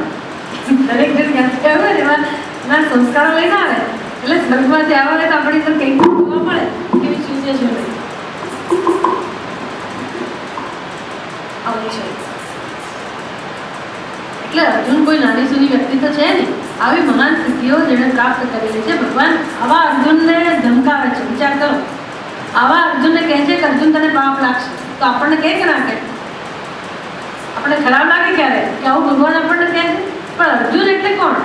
અર્જુન મહાપરાક્રમ જે કે એ તો એની સિદ્ધિ છે, પણ એ સિવાય પણ ભગવાનનો અત્યંત નજીકનો પરમ ભક્ત, એનો પરમ પ્રિય. તો પણ ભગવાન એને કહે છે કે અર્જુન તું આ નહીં કરે તો તને પાપ લાગશે. બહુ મોટી ચેતવણી છે કે આ યુદ્ધરૂપી કર્તવ્ય કર્મ નહીં કરે તો તને પાપ લાગશે. અને પાછું નહીં કરવાથી અકરણાત પાપો મોવાપશે, નહીં કરવાથી પાપ લાગશે. આપણે શું માનીએ છીએ? આપણી સમજ કેવી છે કે કશુંક ન કરવાથી કોઈ ફળ ના મળે. કે મેં તો કંઈ નથી કર્યું, હું દોષિત નથી. કેમ? તો કે હું તો ગઈ જ નથી ને, મેં આવું કર્યું જ નથી ને, આપણે તેમાં હતા જ નહીં ને, મેં તો સામું ના જોયું ને, મેં તો રસ લીધો જ નહીં ને. આપણે કહે ને આમાં તો હું ભાગીદાર છું જ નહીં એટલે મને પાપ નહીં લાગે. એવું નથી. આ તો તમને બધી બાજુથી બાંધે, તમે ક્યાંય છટકી ના શકો. તમે રસ્તા ઉપરથી જતા હો અને કોઈ વૃદ્ધ માણસ પડી ગયો, કોઈ માણસની જરૂરિયાત પાણીની તરસ લાગી અને તમારી પાસે પાણી હોય અને તમે બંને સાથે યાત્રા કરતા હો અને તમે પાણી ન આપો, તમે જુઓ કે આ માણસને તરસ લાગી, તમે ન આપો પાણી, તો શું થાય? આપણને એમ કે મેં કંઈ કર્યું નથી, પણ ન કર્યું એટલે પાપ લાગે. નહીં કરવાથી પાપ આવું આપણે ચૂકી જ જઈએ રોજ. આપણને ખબર જ નથી, કારણ કે આપણે આપણી દુનિયામાં મસ્ત હોય ને, આપણી ચિંતા હોય, આપણા ઘરનાની ચિંતા હોય, આખો દિવસ એ જ ચાલતું હોય. કોણે મારું અપમાન કર્યું અને કોને હું શું કહી દઈશ, કોણે આમ આખો દિવસ એ બધું ચાલ્યા કરતું. એટલે મારી બાજુમાં કોને કઈ જરૂરિયાત છે આપણને ખબર ના પડે. પશુ પક્ષીઓની શું જરૂરિયાત છે આપણને ખબર ના પડે. નાના છોડવા હોય એની જરૂરિયાત શું છે આપણને ખબર ના હોય. પણ આપણે મનુષ્ય હોવાથી, જવાબદાર હોવાથી ભગવાને આપણને આ બધી જવાબદારી આપેલી છે. માટે જો આપણે આ બધું ચૂકી જઈએ તો એનું પાપ લાગે. આપણને એમ કે મેં તો જીવનમાં કોઈ દિવસ ખોટું કર્યું જ નથી, આ ખોટું જ થયું, શાસ્ત્રની દ્રષ્ટિએ આ ખોટું છે. આવું ન કર, જે કરવાનું આવે એ પણ ન કરીએ તો એ ખોટું છે. એટલે બહુ બધી ઝીણવટ ભરેલી સૂક્ષ્મ સમજ બધી બહુ જરૂરી છે જીવનમાં. તો પછી આપણે સાવધાન બનીએ. સાવધાની એ બહુ મોટી વસ્તુ છે. સાવધાન એટલે શું? આપણા સિવાય બીજાના જીવનમાં પણ રસ લેવો. એવો રસ નહીં કે ભાઈ કોનું શું થયું, કોના ઘરમાં કેટલી મુશ્કેલી ઊભી થઈ ને કોણ શું બોલ્યું ને ક્યાં કોણ આવ્યું, કોણ કે ગયું ને, એ બધો રસ નહીં. એ તો આપણે બહુ લેતા હોઈએ છીએ. એવો રસ નહીં. બીજાના જીવનમાં રસ એટલે કોણ જીવનમાં દુઃખી છે અને કોણ નથી બોલી શકતું અને કોને આપણે મદદરૂપ થઈ શકીએ છીએ. બસ આટલું જ. એ તો મૂંગે મોડે થાય. બાકી તમારે કહેવું ના પડે કે ભાઈ મેં આજથી આ મારા ઘરમાં ધર્માદાનું કામ શરૂ કર્યું છે, કહેવું ના પડે. ઘણા લોકો એવા હોય, ઘણા પતિ પત્ની એવા હોય કે સાંજ પડે અને નીકળે અને બસ નાસ્તો લઈને જાય. પછી જોઈએ કે ફૂટપાથ ઉપર ઘણા ગરીબ બાળકો હોય જઈને આપે. કોઈ કહેવાના છે કે મેં આવું કહે, એને એવું થયું કે આ ગરીબ બાળકો છે મારે આપવું છે. ઘણા લોકોએ એવા નિયમો લીધેલા છે અને કરતા હોય તો બધું. આવું જ્યારે કરીએ ત્યારે એક તો ફાયદો કયો થાય, આપણે આપણા અંદર પેલું ભસું ભરાયેલું છે ને, અંદર જે પ્રકારની એક વિચારધારા ચાલે છે ને, જે આપણને બાંધી રાખે, દુઃખી કરે, ત્રાસ આપે, એમાંથી આપણે છૂટીએ તો ખરા ને. બીજાના રસ લઈએ તો આપણા પ્રશ્નો ઉકેલાય તો નહીં, પણ આપણા પ્રશ્નોમાંથી આપણે થોડા બહાર આવીને બીજાના પ્રશ્નોમાં રસ લેતા થઈએ. બહુ મોટું કામ છે. એમાંથી જ એ જ રીતે દુઃખમાંથી બહાર આવે. એટલે કે તમે આવું કોઈક આવીને તમે સમજાવ કરે કે આપણે સમજીએ નહીં કે એ તો અંદર જે પકડી રાખ્યું એ જ રાખવાના છે. કોઈની તાકાત નથી કે એ છોડાવે. આપણી અંદરની વાત કોઈ છોડાવે? ભગવાને ના છોડાઈ શકે. આપણે જ નથી છોડી શકતા. નથી ક્યારે છોડી દીધો હું દુઃખી છું ક્યારથી ચાલે છે, કેટલા વખતથી ચાલે છે. અંદર એવું જ ચાલે છે કે જોને 10 વર્ષ પહેલાં કેવું બન્યું, આને કેવું અપમાન કરેલું, મારા ઉપર કેવી વીતી ગઈ, કેવા બીમાર પડ્યા હતા, કેવા હોસ્પિટલમાં જવું પડ્યું, કોણે સેવા કરી, કોણે ના કરી. આમ અંદર તો બધું ઘેરું તે કેવું હોય. આપણે કંઈ ગમે નહીં બધા વિચારો, પણ એ વિચારો આપણે છોડી નથી શકતા. આપણામાં તાકાત નથી. અને એમ કરતાં કરતાં આ બધા વિચારો એટલા બધા દ્રઢ થઈ જાય અને પછી આપણું સામર્થ્ય આપણે ગુમાવીએ. પછી એનું નામ ડિપ્રેશન. પછી માણસ નિરાશામાં ધકેલા કરે. એટલે આ ધર્મનું પાલન આપણને બધી રીતે બચાવે. આગળ કહે છે ભગવાન, ન કેવલમ સ્વધર્મ કીર્તિ પરિત્યાગ. એકલો સ્વધર્મ અને કીર્તિનો પરિત્યાગ નહીં, બીજું પણ ગુમાવીશ. શું ગુમાવીશ? 34માં શ્લોકમાં કહે છે, અકીર્તિમ ચાપિ ભૂતાની હરિષ્યન્તિ તે વ્યયામ સંભાવિતસ્ય ચાકીર્તિઃ મરણાદતિરિચ્યતે. પહેલા કહું કે કીર્તિ ગુમાવીશ. હવે ભગવાન શું કહે છે? અકીર્તિમ કથયિષ્યન્તિ ભૂતાની તે. કીર્તિ તો ગુમાવીશ, પણ હવે લોકો તારા વિશે શું બોલશે? અકીર્તિ, તારી નિંદા કરશે. જે બધું ભેગું કર્યું હતું કીર્તિ એ તો જશે, નવી અકીર્તિ પ્રાપ્ત થશે. ડબલ નેગેટિવ એટલે ખબર છે ને, ડબલ લોસ. જે ભેગું કરતું તો ગયું, ઉપરથી જે અપ્રિય છે, જે નથી ગમે એવું પણ તને પ્રાપ્ત થશે. અને આ અકીર્તિ કેવી હશે? અવ્યયામ એટલે 1-2 દિવસ કહીને બંધ થઈ જશે એવું નહીં. આ તો ચાલ્યા જ કરશે. આ વસ્તુ અનંત કાળ સુધી ચાલ્યા કરશે. અને ભલે ચાલે ભગવાન તો કે ના, સંભાવિત હશે. હવે મારી તમારી જેવાની કોઈ નિંદા કરે તો સમજ્યા, આપણે સંકેત ના. કારણ કે આપણે મહાન કીર્તિ બહુ મેળવીએ ના હોય ને તો કદાચ રસ પણ ના હોય, અથવા એમ કે આપણામાં સિદ્ધિને પણ ના હોય એટલે લોકો કદાચ એવી અકીર્તિ આપણે બોલે કે નિંદા કરે તો આપણે બહુ લાંબુ ના રાખીએ મનમાં. પણ અર્જુન કેવો છે? કોને અકીર્તિ ત્રાસ આપે? તો કે જેણે ખૂબ પ્રતિષ્ઠા મેળવી, પ્રતિષ્ઠિત માણસ હોય.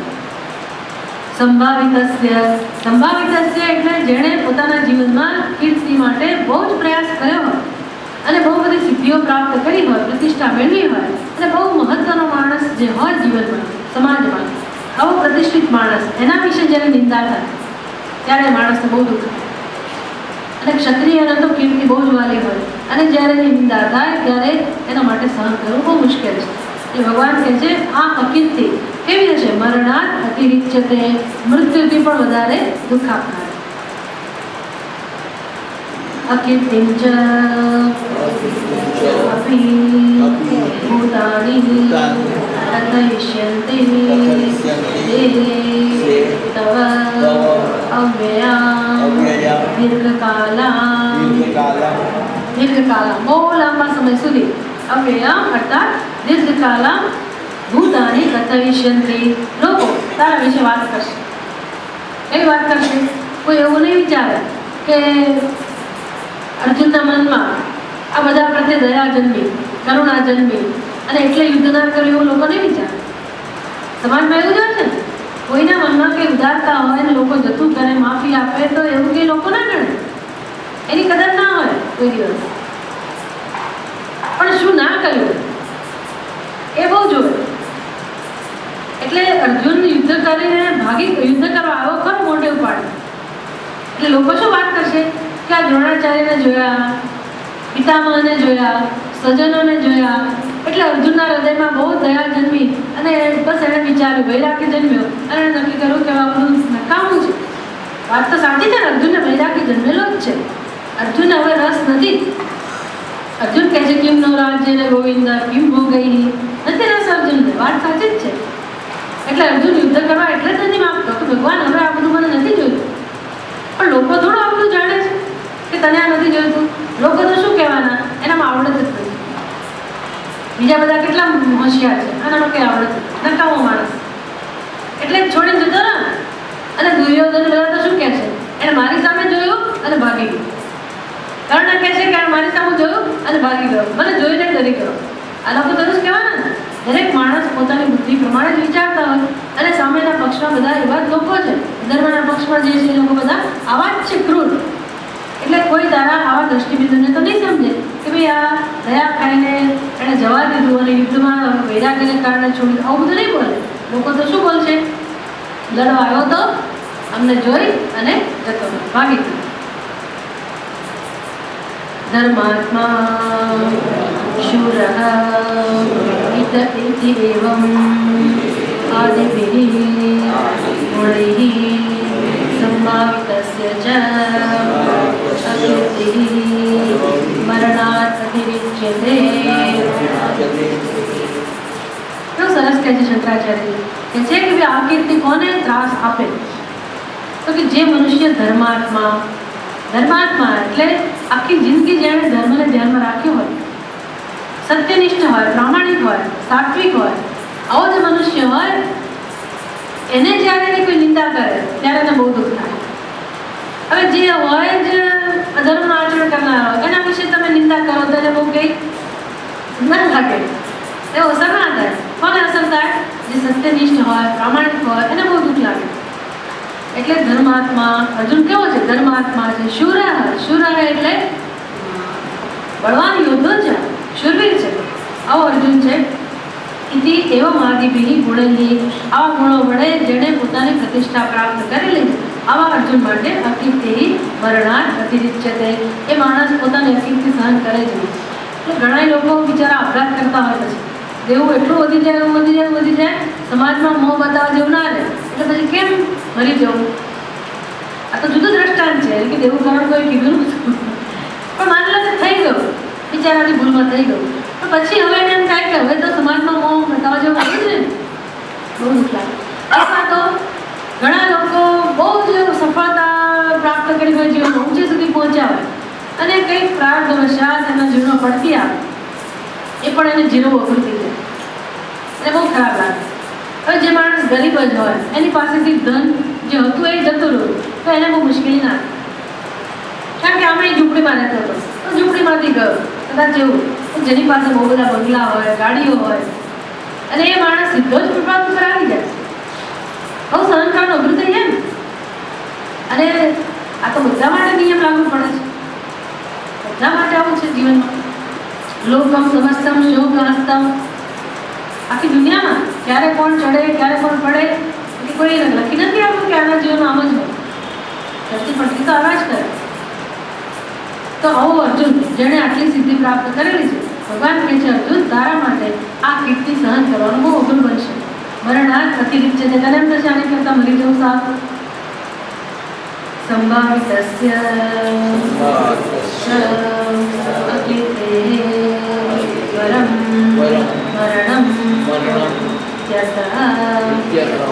બસ એ જ વસ્તુ. સંભાવિતસ્ય જ અકીર્તે વરમ મરણમ.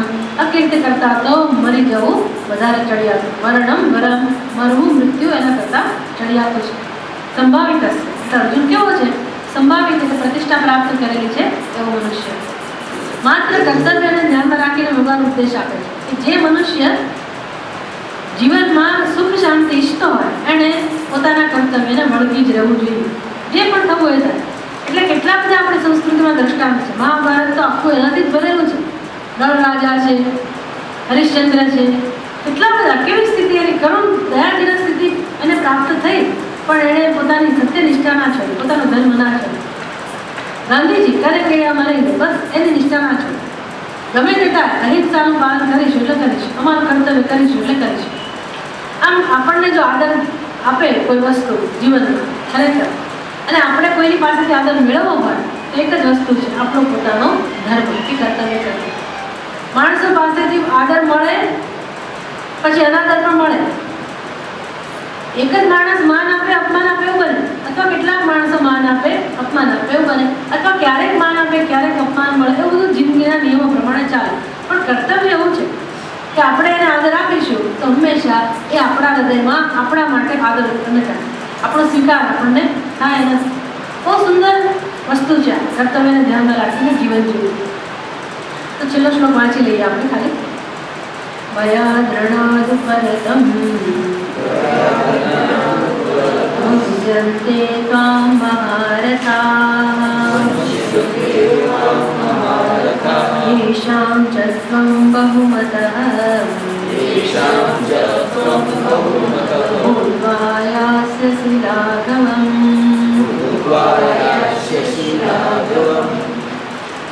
મયા દ્રણાદ ઉપરતમ મંસ્યન્તે ત્વામ મહારથાઃ. આ યુદ્ધની અંદર જે મહારથીઓ આવેલા છે એ બધા શું કહે છે કે અર્જુન તો ભયા રણાદ ઉપરતમ, ભયને કારણે રણમાંથી જતો રહ્યો. તો એ કૃષ્ણ ભગવાન માટે જુદી વાત છે. કૃષ્ણ ભગવાન પણ રણમાંથી ભાગી જાય કે નહીં? અત્યારે આપણે એની જય બોલાવીએ, રણ છોડ રાયની તો જય બોલાવે. તો અર્જુન માટે એવું નહીં બોલે કે અર્જુન રણ છોડીને જતા રહ્યો તો રણછોડ રાયની જય. અર્જુન માટે શબ્દ નહીં વપરાય, આના માટે વપરાય કૃષ્ણ ભગવાન માટે. ભગવાનને છૂટ છે બધું કરવાનું, પણ અર્જુન બચી ના શકે કે આપણે બચી ના શકીએ. ये शाम च तुम बहुमतः भूत्वा यास्यसि लाघवम्. જે લોકોના હૃદયમાં તે બહુ મોટું સ્થાન પ્રાપ્ત કરેલું છે એમના હૃદયમાંથી તું સ્થાન ગુમાવીશ. આવું થશે તો ભગવાન એને સમજાવે. હજી આ પ્રકારે ભગવાન સમજાવવાનું ચાલુ રાખશે થોડાક શબ્દો, પછી વળી પાછા ભગવાન અને પદ્ધતિ બદલશે. આવશે.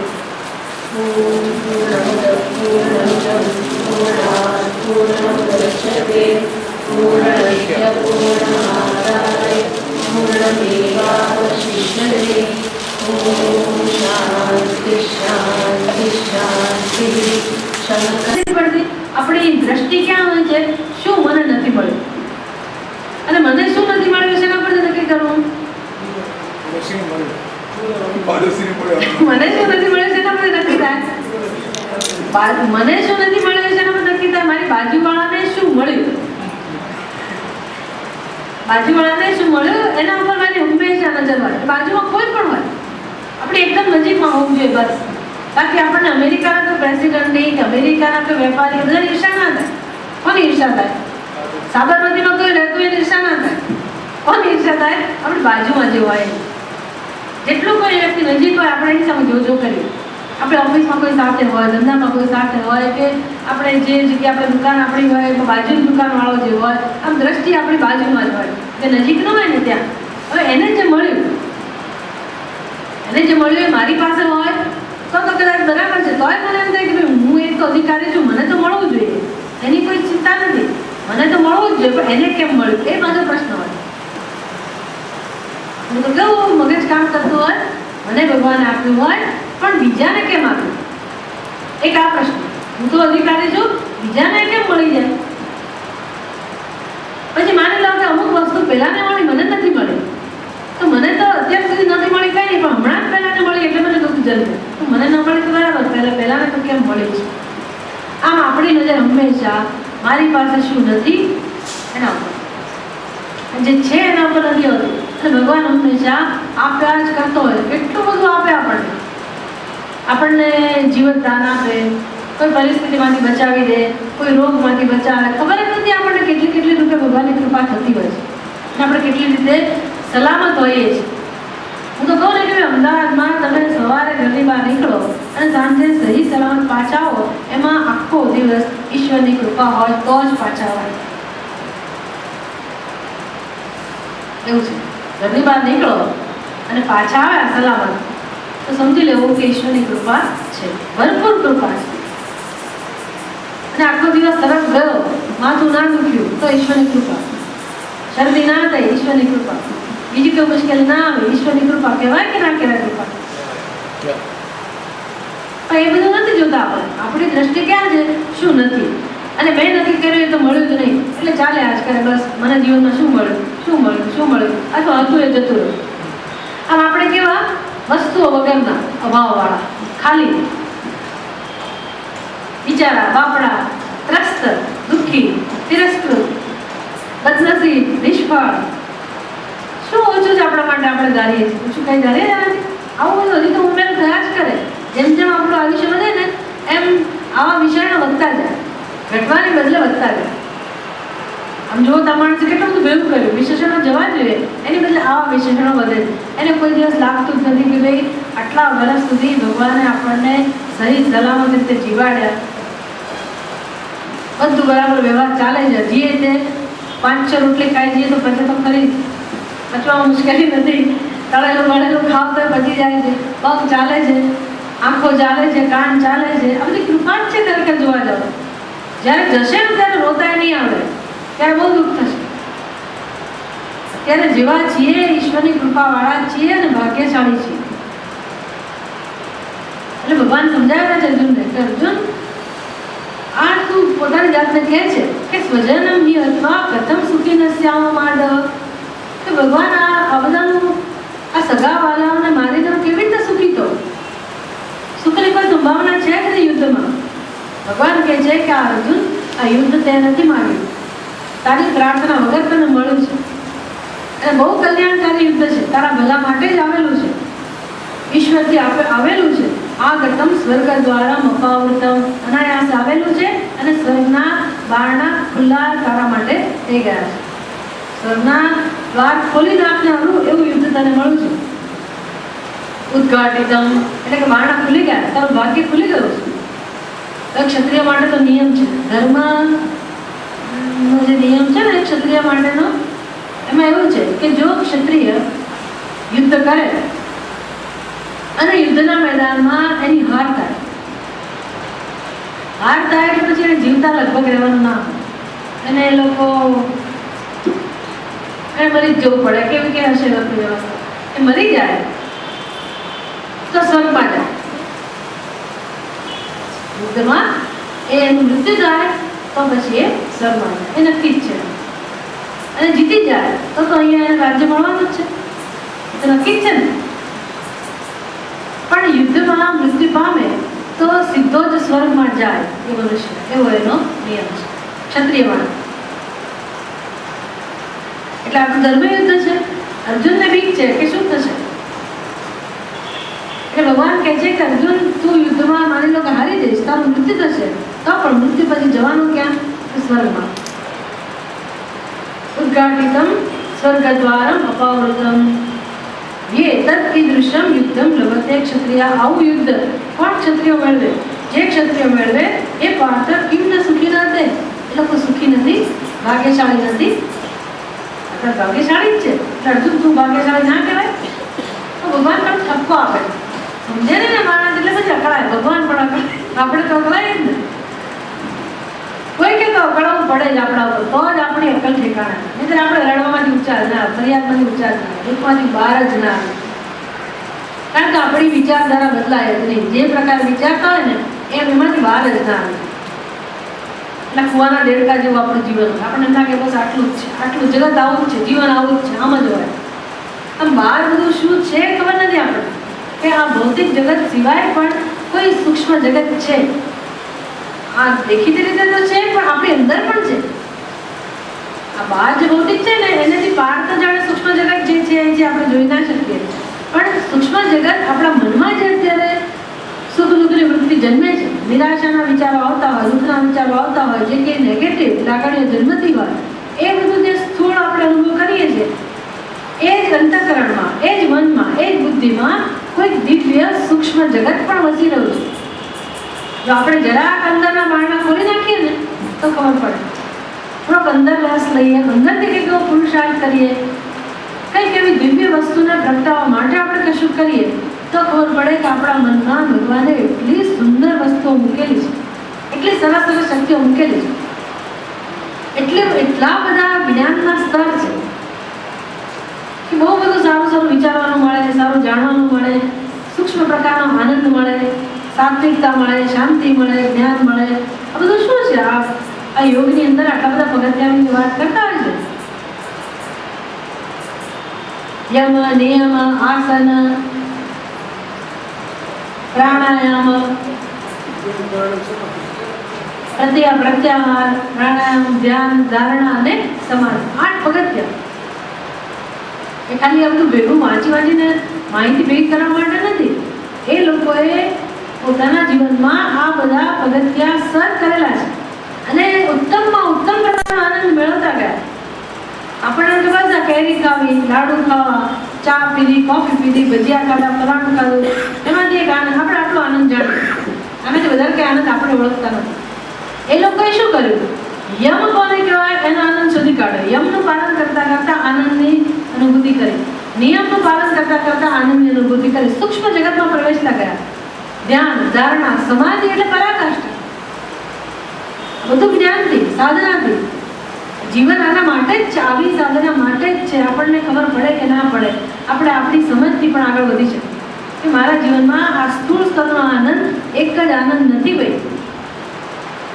આ લગ્ન થવા, બાળકો હોવા, ઘર હોવું, સંપત્તિ હોય, એક જ આનંદ નથી. આનાથી ચડિયાતો આનંદ છે, જપનો આનંદ છે, પૂજાનો આનંદ છે, ધ્યાનનો આનંદ છે, કીર્તનનો આનંદ છે, ચિંતનનો આનંદ છે, સમાધિનો આનંદ છે કે નહીં? સમાધિ માટે કોની જરૂર પડે? આપણે એ પગથિયે પહોંચી હમણાં ના પહોંચી શકીએ પણ એક દિવસ તો પહોંચી શકીએ. ધ્યાનમાં તો બેસી શકીએ કે નહીં? પ્રાણાયામ તો કરી શકીએ કે નહીં? જપ તો કરી શકીએ કે નહીં? પૂજા તો કરી શકીએ. પૂજા એવી થવી જોઈએ કે આપણા અંતઃકરણમાં આનંદની અનુભૂતિ થાય. ભલે ને આપણે અડધો કલાક પૂજા કરીએ પણ પૂજા એવી સરસ હોય કે ઉત્તમ પ્રકારનો આનંદ આપણું મન ચાખી શકે.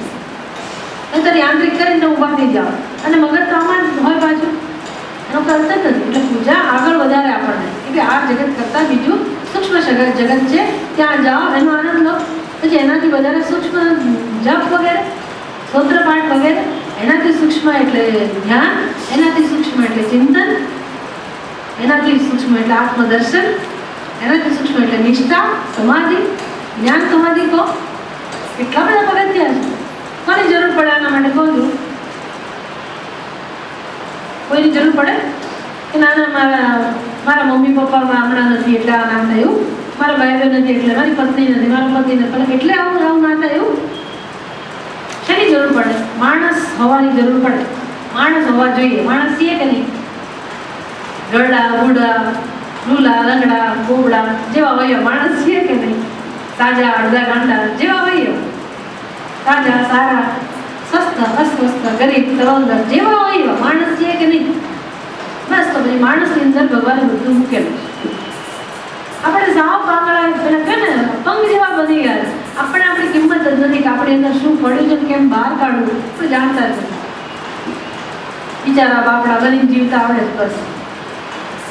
ભગવાન આ બધું ના સ્વીકારે. અર્જુન આ બધું અર્જુનને ભગવાન બહુ ઠપકો આપી રહ્યા કે અર્જુન તું આવો. અને ખબર છે બીજા અધ્યાયમાં શરૂઆતમાં જ કહું કયા શબ્દો વાપરે ભગવાને ખબર છે?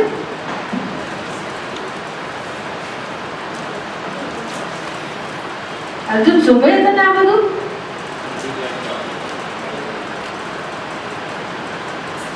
શું કહે છે ભગવાન?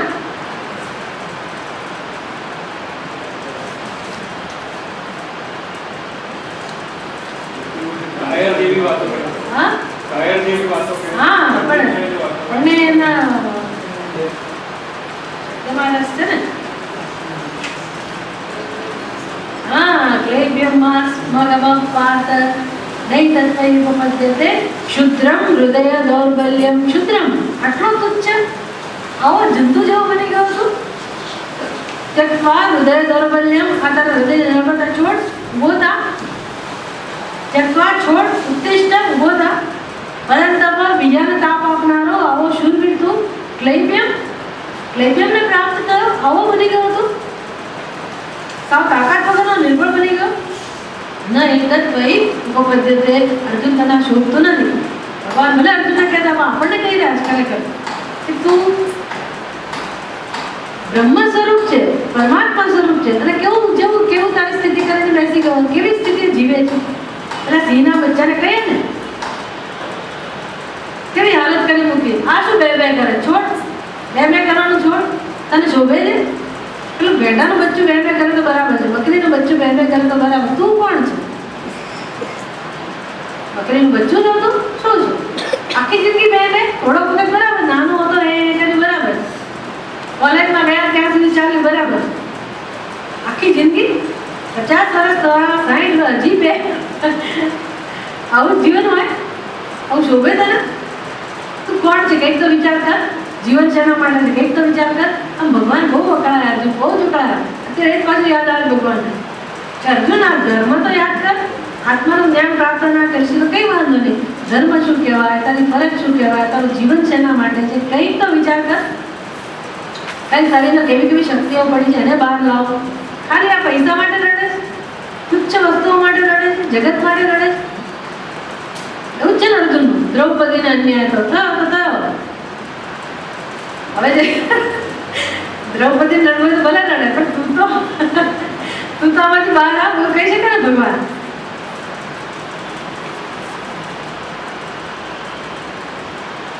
એ પાર્થ કેમ ને સુખી ના થાય? આ ક્ષત્રિય સુખી ના કહેવાય? રડ રડ કરે છે અમે ક્યાંથી, અમે દુઃખી, અમે આવા, અમે તેવા, આવું કરીશ તો પછી કેમ જીવનમાં સુખ રહે છે? ભગવાન કે યુદ્ધ કરીશ તો સુખી થઈશ. અને સુખી થઈશ એવું પણ નહીં. અત્યારે આ વસ્તુ ભગવાન શું કહી રહ્યા છે? સુખી લોકો જ આવું કર્તવ્ય કર્મ મેળવે એટલે તું અત્યારે સુખી જ છે. આપણે આ સમજવાનું છે. અત્યારે જે છીએ, જ્યાં છીએ, કેવા છીએ? સુખી છીએ. આપણે બડબડ ભલે કરતા હોઈએ કે દુર્ભાગ્ય છીએ, પણ ભગવાન શું કહે છે? સત્ય શું છે આપણું? ભગવાન કે ના કે આપણું સત્ય શું છે? તો કે સુખી જ છીએ. જરાક વિચારવું પડશે કે કઈ રીતે ભગવાન કહે છે. થોડી બુદ્ધિ ચલાવવાની, જાગવાનું છે થોડું. ઘોર નિદ્રામાં ઘોર એ બધું છોડી અને થોડુંક વિચારવાનું, થોડુંક જીવન વિશે કંઈક સમજવાનું, તો પછી જણાશે કે વાસ્તવમાં સુખી જ છીએ. એવમ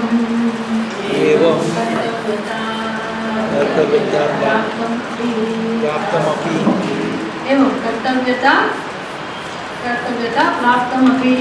ભગવાન કહે છે આ પ્રકારે તને કર્તવ્ય પ્રાપ્ત થયું છે છતાં પણ. એટલે અર્જુને કહ્યું ને, ન કાંક્ષે વિજયમ કૃષ્ણ ન ચ રાજ્યમ સુખાની ચ. ભગવાન મને તો વિજયમાં રસ નથી. રસ એવું કહે ને ભગવાન કે ભાઈ અર્જુન તો યુદ્ધ નહીં કરે. અર્જુન કેવું નહીં એવું ભગવાન યુદ્ધ નહીં કરે. ભગવાન એવું કહી શકે કે ભાઈ અર્જુન તો યુદ્ધ નહીં કરે તો વિજય મળવાની સંભાવના તો કરી. વિજય નહીં મળે તો રાજ્ય નહીં મળે, રાજ્ય નહીં મળે તો સુખ નહીં મળે, તો જીવન કઈ રીતે જીવીશ? એટલે અર્જુને કહ્યું ભાઈ ભગવાન મને જીવનમાં રસ નથી. ન કાંક્ષ વિજયમ, પેલા વિજયમાં રસ નથી, ન ચ રાજ્યમ, રાજ્યમાં રસ નથી. તમે કહો કે સુખ નહીં મળે તો મને સુખમાં રસ નથી. ભગવાન એવું કહે કે તું જીવીશ કેવી રીતે? ભગવાન મને જીવવામાં જ રસ નથી. જીવનમાં રસ હોય તો હું કરું ને, જીવનમાં જ રસ નથી, જીવવામાં જ રસ. ડિપ્રેશન, મોટા ભાગના લોકોને જીવવામાંથી રસ ઉડી ગયો હોય. જીવવું તો ઘણું હોય, જીવન માટે જ પ્રેમ હોય, પણ શું કરે? પરિસ્થિતિ, ત્રાસ, દુઃખ, એવા સંજોગો માણસ બિચારો હારી જાય. એટલે અર્જુન આવું કહેલું. હવે યુદ્ધ તો કર્તવ્ય રૂપે પ્રાપ્ત થયું અને છતાંય અર્જુને નથી કરવું. એટલે ભગવાન કહે છે આવી રીતે કર્તવ્યના રૂપમાં પ્રાપ્ત થયું છે અને તું નહીં કરે તો શું થશે? તું તારા નિશ્ચય વળગે જ કહ્યું યુદ્ધ નહીં જ કરું તો ભગવાન હવે ધમકી આપે, જાણે કે ધમકી આપતા હોય એ રીતે સમજાવે છે. 33 શ્લોક. અત ચેત્વમિમં ધર્મ્યં સંગ્રામં ન કરિષ્યતે તત સ્વધર્મં કીર્તિં ચ हित्वा पापमवाप्स्यसे। अत चेत त्वम इमं धर्म्यं संग्रामं न करिष्यसे। भगवान કહે છે અર્જુન, જો તું આ ધર્મ યુદ્ધ નહીં કરે, ધર્મ્યમ સંગ્રામમ ધર્મ યુદ્ધ જો તું નહીં કરે તો શું થશે? તતઃ તો પછી સ્વધર્મમ હિત્વા, એક તો શું થશે? તારું જે કર્તવ્ય છે એ કર્તવ્યની હાનિ થશે, તું ચૂકી જઈશ, તારો સ્વધર્મ ચૂકી જઈશ. અને કીર્તિમ ચ હિત્વા, તારી કીર્તિ પણ નષ્ટ થશે. બે વસ્તુ નાશ પામશે. તારા ધર્મનું પાલન નહીં થઈ શકે એટલે કે ધર્મ ગુમાવ્યો તે, બીજું અત્યાર સુધી જે કંઈ કીર્તિ મળી હતી એ કીર્તિનો પણ નાશ થશે. અને બીજું શું થશે?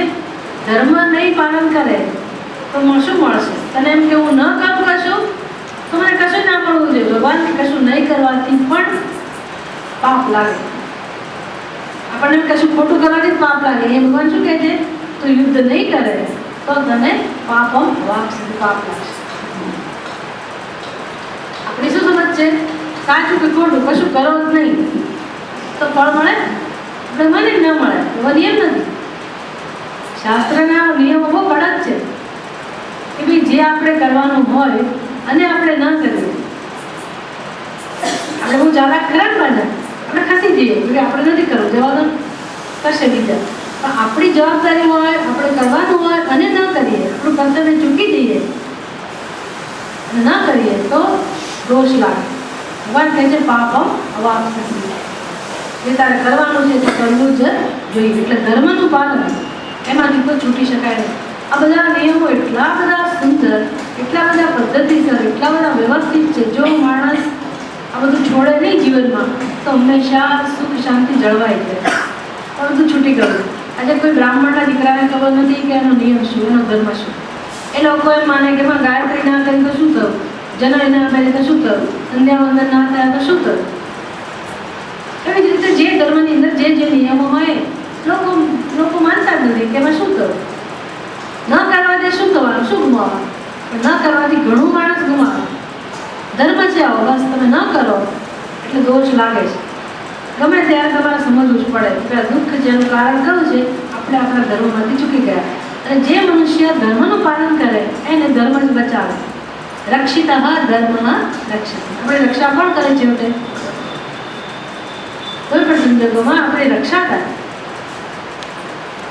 રક્ષા એટલે એવું નહીં કે આપણી પાસેથી પૈસા ન જતા રહે, પૈસા જતા રહે, બધું થાય, પણ આપણું અંદર જે સુખ સંતોષ છે અને આપણી જે ઉન્નતિ ચાલુ રહેવી જોઈએ એ પ્રકારે રક્ષા તો રહે છે. ખરેખર ધર્મથી તો પૈસા ના જતા રહે, કશું ના જતું રહે. રક્ષિત ધર્મ રક્ષતે, આપણે ધર્મનું પાલન કર્યું હોય, રક્ષા કરી હોય તો એવો ધર્મ હંમેશા માણસની રક્ષા કરે. એટલે વહેલામાં વહેલી તકે આપણે જાણવું જોઈએ કે આપણો ધર્મ શું કરવું જોઈએ. જો ચૂકી ગયા આટલા વર્ષો સુધી તો વળી પાછું ચાલુ કરી દેવું જોઈએ. જે ઉંમરમાં જ્યારે પણ એ કરી દેવું જોઈએ, નિયમ છે. આમ તો 3 વર્ણની અંદર જનોઈ ઉપનયન સંસ્કાર હતા. ખાલી શુદ્ર જે હતું એ જમાનામાં એને સંસ્કાર નહોતા અપાતા, કારણ કે એની પાસે એવી અપેક્ષા ના રાખી શકાય એની પ્રવૃત્તિને કારણે કે ભાઈ એટલી બધી શુચિ પવિત્રતા એ કદાચ ન જાળવી શકે એ જ હેતુથી બીજા જે 3 વર્ણ છે એને ઉપનયન સંસ્કાર આપવાની વિધિ હતી અને દરેક મનુષ્ય પાસે ગાયત્રી હોવી જ જોઈએ એ જમાનામાં 3 વર્ણવાળા મનુષ્ય પાસે ગાયત્રી સંધ્યા વંદન અને જે કંઈ નિયમો હોય એ હોવા જ જોઈએ એ નિયમો બધું જતો રહ્યો એટલે માણસના જીવનમાં જે ખરી વસ્તુ છે એ ઓછી થાય સુખ શાંતિ નામની વસ્તુ ના આવે પછી કદાચ ભલે ગાયત્રીની જગ્યાએ કે સંધ્યાવંદનની જગ્યાએ બીજા નિયમો આવ્યા હોય પૂજા પાઠ તો એની રક્ષા કરે ખરા એવું નથી પણ છતાં માણસે જાણવું તો જોઈએ કે એનો ધર્મ શું છે એટલે ભગવાન કવર્જુને કે અર્જુન તો એ બધું નહીં કરે ધર્મ યુદ્ધ નહીં કરે તો કીર્તિ એ નાશ પામશે અને ઉપરથી તને પાપ લાગશે એટલે છેલ્લું ભાષ્ય કહે છે अथ त्वं इमं धर्म्यं धर्मात् अनपेतं संग्रामं युद्धं न करिष्यसि चेत् ततः तत् अकरणात् स्वधर्मं कीर्तिं च महादेवादिसमागमनम् समागमनिमित्तां हित्वा केवलं पापं अवाप्स्यसि अथ चेत् त्वम् इमं धर्म्यं धर्मात् अनपेतं धर्म्यम એટલે ધર્માत् અનપેતમ એટલે જે ધર્મમય છે જે યુદ્ધ કેવળ ધર્મમય છે એમાં કશું જ ખોટું નથી એવું જે યુદ્ધ છે એવું યુદ્ધ નહીં કરે સંગ્રામનું યુદ્ધ ન કરી શકી અતત્વમ જો તું નહીં કરે તો તત અકરણાત નહીં કરવાથી શાસ્ત્રનો નિયમ છે અકરણે પ્રત્યવાય તમે ના કરો કરવાનું હોય ના કરો તો જે દોષ લાગે એ દોષનું નામ છે પ્રત્યવાય બધા વ્યષ્ટિ સમષ્ટિ સ્તરે બહુ બધા નિયમો છે આપણે જતા હોઈએ અને કોઈનો અકસ્માત થયો હોય અને માણસ બિચારો પીડાતો હોય એને કશી મદદની જરૂર હોય અને આપણે આખાડા કરીને જતા રહીએ પ્રેક્ટિકલ બનીએ કે અમે ના જ ઉભા રહ્યા ના બધું કરીએ બરાબર છે પણ આપણે ભોગવવું તો પડે પણ ફરક છે જે જીવ આપણી હાજરીમાં નિભાતો હોય પીડાતો હોય આપણા પાસેથી કંઈક અપેક્ષા હોય અને આપણે ના કરીએ તો મુશ્કેલીનો સામનો આપણે ભવિષ્યમાં કરવો પડે તો નિયમ છે અકરણે પ્રત્યવાય સ્વધર્મ કીર્તિ એટલે ભગવાન કે છે નહીં કરવાથી શું થશે સ્વધર્મ અને કીર્તિ આ બે વસ્તુ એનો નાશ થશે તારું ધર્મ છે એનો નાશ થશે અને કીર્તિ કેવા પ્રકારની કીર્તિ મહાદેવાદિ સમાગમ નિમિત્તામ હવે અર્જુન જ્યારે વનવાસમાં હતો ત્યારે મહાદેવજી સાથે યુદ્ધ થયું હતું ને ખબર નથી કે મહાદેવજી છે મહાદેવજી તો ભીલના રૂપમાં આવેલા પણ અર્જુને બહુ યુદ્ધ કર્યું અને એટલા બધા શક્તિશાળી એમાંથી કોઈ હારે જ નહીં બહુ લાંબુ યુદ્ધ ચાલ્યું છેવટે અર્જુને કંઈક વહેમ ગયો કે આ કોઈ સામાન્ય મનુષ્ય નથી કંઈક અવતારી પુરુષ છે અને અર્જુને ખબર પડી કે આ શંકર ભગવાન પોતે જ આપણી તારા છે અને અર્જુન જ્યારે નમે ભગવાન અને ભગવાન પ્રસન્ન થયા પછી એને પાશુપતાસ્ત્ર આપ્યું એટલે આ તો મહાન સિદ્ધિ કહેવાય શિવજીને સાથે યુદ્ધ કરવું એટલે શું અને પાછી ભેટ મેળવવી એમની કૃપા મેળવવી આશીર્વાદ મેળવવા બહુ મોટી કીર્તિ છે આવી કીર્તિ શંકરાચાર્યજી કહે છે આવી મહાન કીર્તિ જે તે મેળવેલી છે એ કીર્તિ હિતવા એનો પણ નાશ થશે થયું શું આટલું બધું મહેનત કરી ભગવાનને પ્રસન્ન કર્યા પાશુપત અસ્ત્ર મેળવ્યું આશીર્વાદ મેળવ્યા એનો અર્થ યુદ્ધ જ ના કરે આ બધું ગયું કે નહીં એટલે અત્યારે આ બધું બતાવવાનો સમય આવ્યો છે જે તને સામગ્રી મળી છે આશીર્વાદ મળ્યા એ બધું પ્રગટ કરવાની તક મળી છે એટલે આ બધું છોડીને નાશ પામીને કીર્તિ નાશ પામીને કેવલમ પાપમ અવાપ્સિતિ કેવળ તને પાપ લાગશે શું કરે ભગવાન આવું ના કરે તો શું કરે અર્જુન સમજે જ નહીં અને સાચી વાત છે ભગવાન કંઈ કલ્પના નથી કહેતા ભગવાન સાચી વાત છે ધ્યાનમાં લાવે છે કે આવું કરીશ તારો હઠાગ્રહ ચાલુ રાખીશ તારી જીદ નહીં છોડે એમાં તારું ભલું આમ યુદ્ધ કરવામાં જ તારું ભલું છે કર્તવ્ય કર્મ કરવાથી તારું ભલું છે એ વસ્તુ ભગવાન આગળ સમજાવશે પૂર્ણમદ પૂર્ણમિદં પૂર્ણાત પૂર્ણમુદચ્યતે પૂર્ણસ્ય પૂર્ણમાદાય પૂર્ણમેવાવશિષ્યતે ઓમ શાંતિ શાંતિ શાંતિ शङ्करं शङ्कराचार्यं केशवं बादरायणं सूत्रभाष्यकृतौ वन्दे भगवन्तो पुनः ईश्वरो गुरुरात्मेति मूर्तिभेदविभागिने व्योमवद्व्याप्तदेवाय दक्षिणामूर्तये नमः।